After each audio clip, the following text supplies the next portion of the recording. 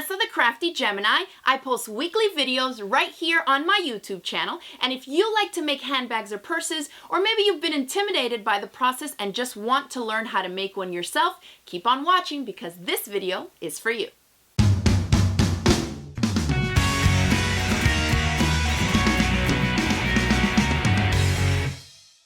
If you've been following my video tutorials for years now, you probably have come across one or two of my bag making projects and tutorials. A market tote or maybe a crossbody bag. Now these are really popular projects and I get a ton of positive feedback, and so many of you are always asking me for more bag projects. Now if you've ever tried to make a handbag before, then you know they can be time consuming.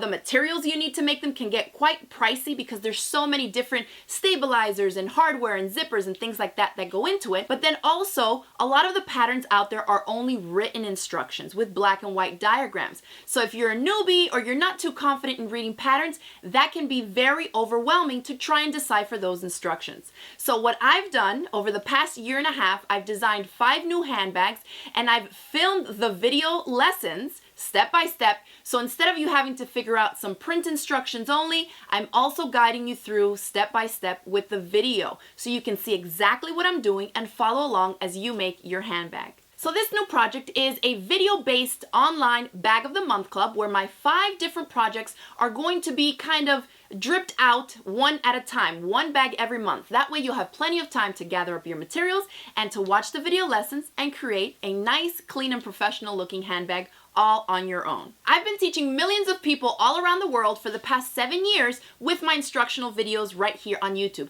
I teach people how to do all different types of things, no matter how simple or how complex the project. So I really have to credit my instructional style with my success here on YouTube. That's why I have over 300,000 channel subscribers and why my videos have been viewed over 30 million times worldwide. So I love to take something that can be challenging or a little bit intimidating for people and break it down into really simple terms so that anyone out there with a sewing machine and the right tools and supplies can tackle that project. If you're familiar with my video tutorials or classes, then you probably have already seen how effective my teaching style can be when it's coupled with the terminology that I use, keeping it nice and simple for people to understand, and then also those really close-up camera angles because I'm very big on making sure that the viewer can see exactly what I'm doing and be able to replicate it yourself at home. So here we have my Stacy purse, and this is actually one of the bags in my new video-based bag of the month club. It's a really cute purse. You can see the handles are quite different. I have it in 2 different colorways here. You can make these in pretty much any fabric that you have, depending on the look that you're going for. Now, if we open it up, you can see that there is a zipper closure here. It's a recessed zipper. And a lot of times people find free patterns or free tutorials for a simple tote bag, but they want to have it closed at the top. So I'll get a lot of emails asking me how exactly do you install a recessed or inset zipper in the lining. And that's what I'm going to show you how to do today. So let me show you how to create and install an inset zipper in any bag project. Most of the time, if you've ever made a bag before, even a simple tote like this one I made for my daughter, you basically will end up with the outer portion of the bag. I've basted my handles to it already, and then we have our lining that we want to go in there. Well, the lining is what's holding the recessed zipper, as you can see in this Stacy purse. We have the lining fabric on either side. I chose to make the panels here out of the same fabric, but see, we have a panel on each side of the zipper. Then we have our zipper, and then we also have these 2 little zipper tab ends, which are basically like little handles. This allows you to grab it so that you can open and close your zipper up. Okay, so that is what we're going to do. I'm going to show you how to make this entire panel with the zipper and attach it to the lining, and then we'll finish off installing the lining in here to complete our little purse. Alright, so let's start off with the 2 zipper tab end fabrics. Now I like to cut mine to these 2 sizes. One is bigger than the other. This one measures 2 inches by 3, and this one measures 2.5 by 3.5. So the first thing we're going to do is turn the short ends, okay, I have them lined up vertically, the short ends towards the back or the ugly side of the fabric about 1/4 inch. And I'm going to use some basting glue because it's what I like to use to make sure everything stays in place. So fold it back 1/4 inch on both short sides on both pieces.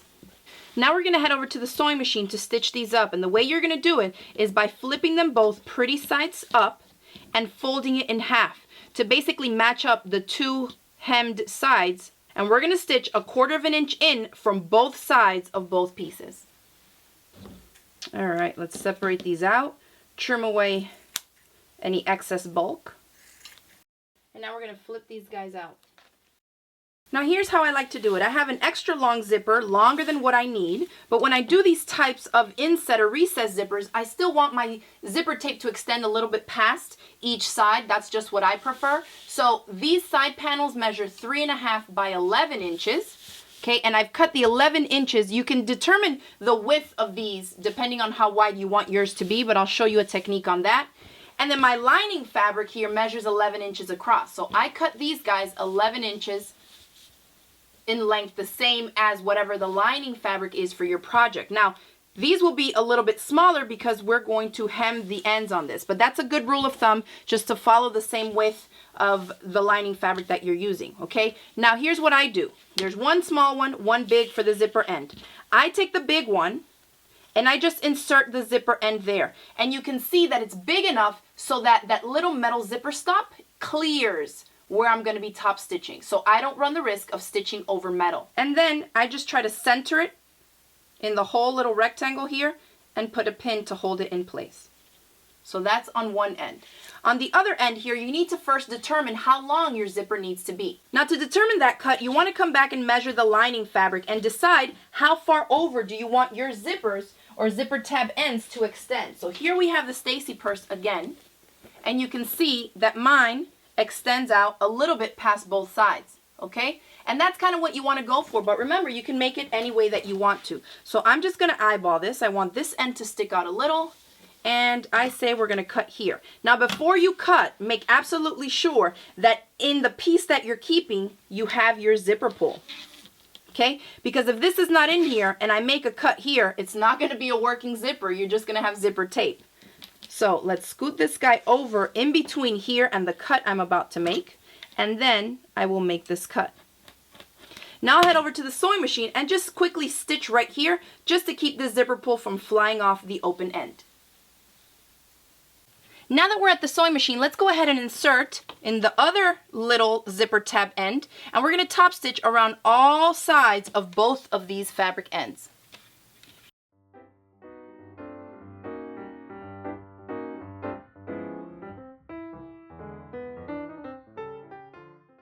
All right, now that we have our prep zipper, we are going to attach these ends, and you can see that it measures a little bit longer than the zipper tape itself. Now, you want these to be shorter because when we sew these together, we don't want this fabric to overlap any of the fabric on the ends. And although it looks close right now, you have to hem the sides so you won't have a problem. So let me show you how to do that.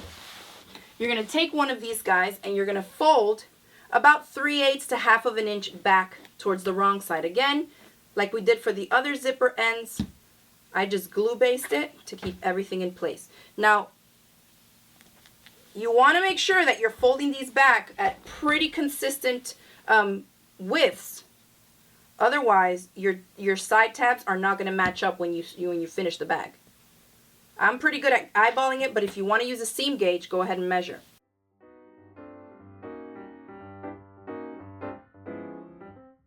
And I'm eyeballing it because I want them to match and be the same exact size on either ends of my zipper once it's in the bag.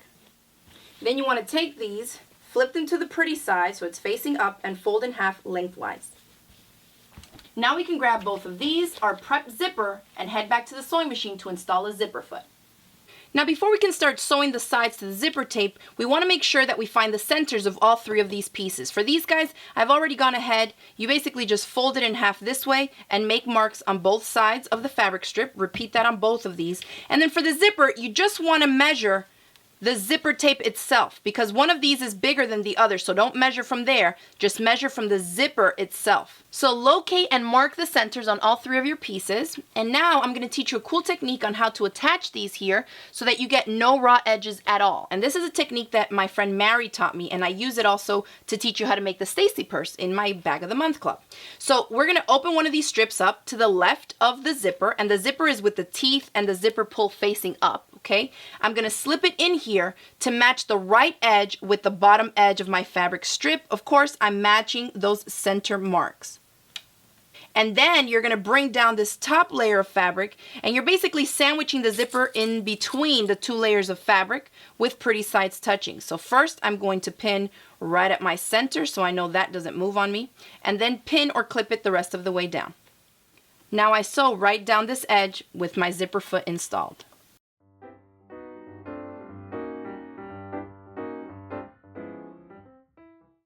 Now to flip this right side out, you're just going to hold a strip in one hand and pull on the tab ends of the zipper with the other, and pull that zipper tape all the way out.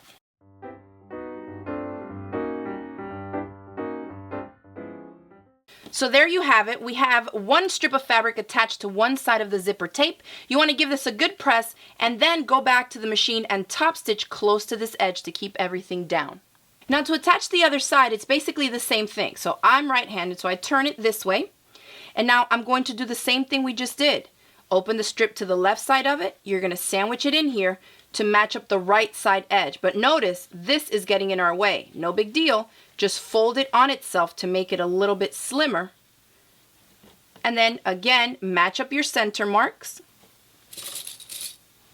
Clip along the edge and sew, and then flip it again just like we did to the previous side. And now it may look super confusing, but to flip it right side out, you're going to do the same thing you did last time. Grab one that's tucked inside the previous side and just pull as you work your way down. And there is your zipper panel, okay? No raw edges, everything is concealed. Again, we'll give it a good press and top stitch close to the zipper teeth on that side. Now we can take our lining fabric and measure where we want to attach this. You can decide how far up or how far down you want it. You basically just want it to clear that top seam allowance of when you put the bag together. I'm going to decide on 1.5 inches down from the top of my bag. So I'm measuring 1.5 inches over, and I'm just going to make a line all the way across. I'm going to repeat that to the other side. Now to attach the zipper panel to the lining fabric, I've gone ahead and measured the halfway point before we do any sewing. So fold it in half this way and mark it on both ends, your center mark, and you're going to do the same thing to the zipper panel. But just like we did with the zipper tape, this time I only want you to measure from here to here. So just fabric to fabric end is what you should be lining up in half, and mark it on both sides. Now to attach this to the lining fabric, the way I orient it is first I put it with the zipper pull and zipper teeth face up. I'm going to flip it down, so now I'm looking at the back side of the zipper, and the right edge of my zipper panel I'm going to line up on the line that we just drew out, matching those center marks, of course. Now we'll head over to the sewing machine and we'll top stitch about 1/8 inch in from that line and where the fold is of the zipper panel, all the way down that long side, making sure to back stitch at the beginning and at the end. So we top stitch this one in place. You can see when we pull it back, we're looking at the right side of the zipper, and that's how it's going to look at the opening of the bag. Now here is a tip. Depending on the bag pattern that you're trying to use this technique for, you may need to make an adjustment. So here I have the lining as one continuous piece. But in order to attach the next side of this, I don't want to stitch through all these layers, okay? So this technique that I used here to show you how to make a recess zipper requires that there be 2 separate pieces for the front and the back of the lining. That means that for this pattern, I'll have to make a brief adjustment by slicing this guy down the middle.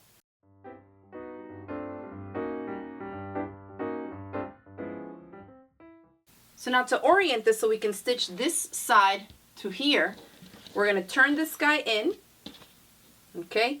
And then we're going to take this one and flip it. So now I can line up, the pretty sides of both lining chunks should be facing up, my zipper should be face down, and I can line up that edge. Again, make sure that you're matching the sides of your fabric, the center points on here, and line that up with the line that you marked. Pin it in place, and again we're going to top stitch about 1/8 inch away from this edge. And here is our finished inset panel. You can see that when we flip it over and flip this back, this is how the lining is going to sit inside of our tote bag, and our zipper is facing up, and it will open this way. So from this point, you just go ahead and finish up your lining. You're going to stitch it up like you would the outer part of a tote bag, box your corners if the pattern calls for that, and then you would continue as you normally are supposed to by stitching the lining to the outer fabric. All right, so to finish off the lining, just wanted to show you what I did here. Because we had some clearance on either end of the inset zipper, just move it out of the way so you can grab the two ends of just lining fabric so that you can stitch your way all the way around. Same thing goes for this side, okay? Now you want to make sure you leave an opening on the lining. You can either leave it on the side or on the bottom, depending on what the pattern that you're using calls for. I also went ahead and boxed my bottoms because that's what I'm working on with this project. And now we are going to flip this right side out so that we can insert the lining fabric inside the outer and stitch the whole thing up. Make sure that you flip that down so you're only exposing the lining fabric around the top here.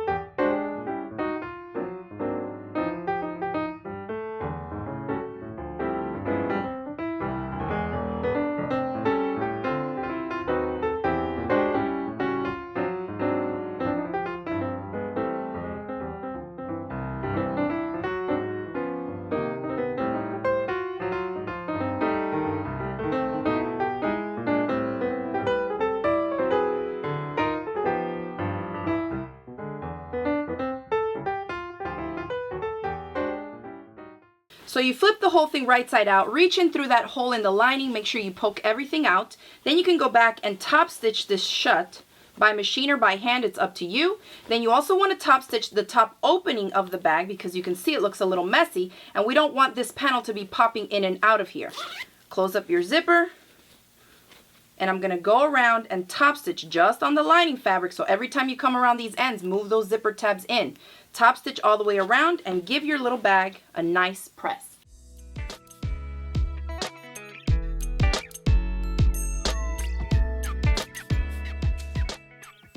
Some of you are probably still thinking there's no way that you can personally make a professional looking handbag. But I'm going to tell you that with the right tools and supplies, and of course the right teacher, me, you can totally make these bag projects yourself. And you can do anything you want with them. You can sell them to make some money, either at craft bazaars or in your online shop. You can give them away to friends. This is going to be a perfect time for you to practice your skills and techniques and then hand off a practical and functional actual project that you made off to your friends and family for the holiday season. So I think definitely put it in your mind, you can do this and I'm gonna help you make it. Okay, so you got the sneak peek of my Stacy purse, which is one of the bags of my new video-based bag of the month club.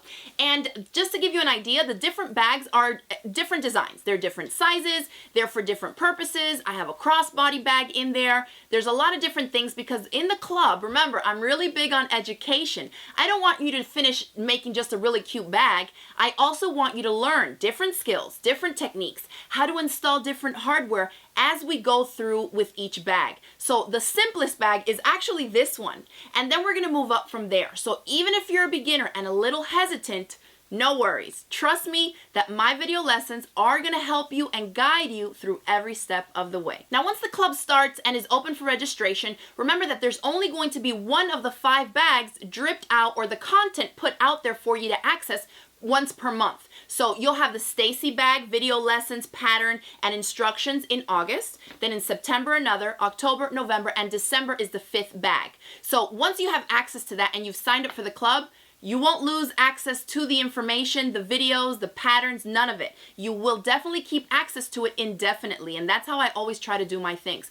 Because if you go back 2 months later and you say, oh, I want to make that bag again, you're not really going to remember exactly what you did. And I think that's where my video lessons come in really handy, because you can go right back to the videos, watch it really quick, refresh your memory, and get right to making your handbag. As far as I know, my club is going to be the first ever video-based Bag of the Month club, which I think is going to really be able to offer a lot of you out there something that you have been asking for and wanting. When you are creating a 3-dimensional object like a handbag or a purse, I think it's absolutely essential to make sure right? In the pattern instructions, that the explanation is as clear as the reader needs it to be so that they can complete the project. Well, a lot of times that's not the case, but in the case of video, you are absolutely watching me every single step of the way making that project. So it's virtually foolproof, okay? I really focus on those angles, the shots, to show you just what I'm doing. I mention measurements, give you tips and tricks along the way so that you can gain the confidence and walk away with a professionally finished handbag.